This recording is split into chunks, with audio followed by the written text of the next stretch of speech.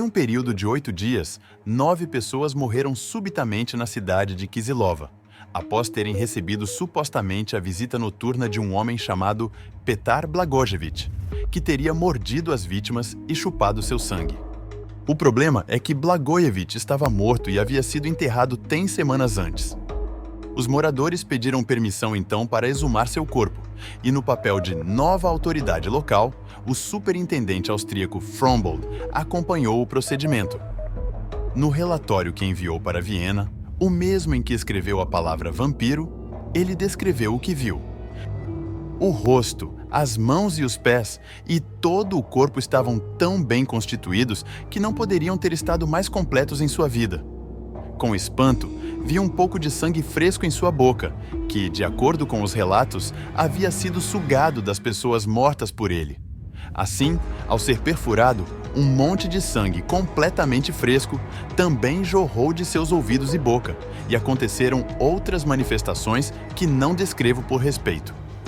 Como era costume na região, eles cravaram uma estaca no coração do cadáver e cremaram o corpo. Um jornal em Viena publicou a notícia e o fenômeno se espalhou pela região.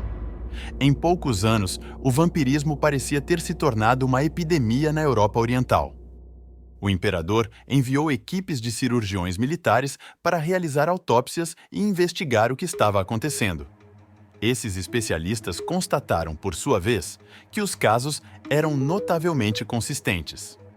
O vampirismo se tornou então uma condição reconhecida, testemunhada por um grande número de pessoas que apresentava sinais e sintomas característicos, como cadáveres com sangue fresco correndo em suas veias e vísceras, sangue ao redor da boca, por ter se alimentado, pele rosada, corpos volumosos.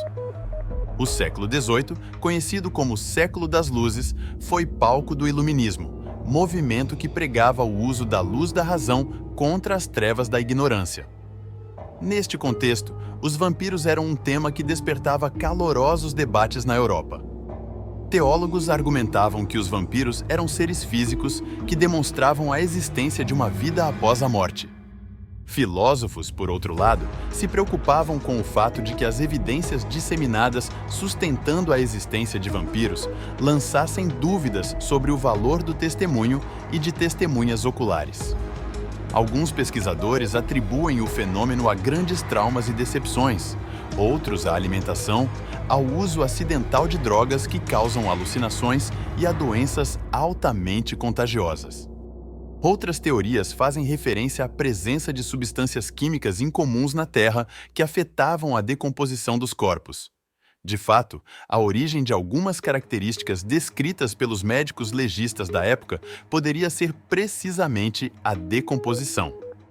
É importante lembrar que, no passado, não era comum observar o processo de putrefação dos corpos, uma vez que eram fonte de contaminação. Em alguns cadáveres, o sangue coagula, mas se liquefaz novamente. Os gases no abdômen aumentam a pressão à medida que o estado de putrefação avança, forçando os pulmões para cima e, algumas vezes, expulsando o tecido em decomposição da boca e das narinas.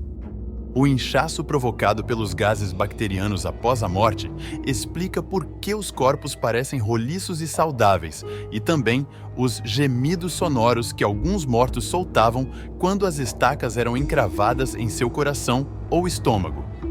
Um século depois, um médico inglês chamado John Polidori escreveu o primeiro romance sobre vampiros em inglês.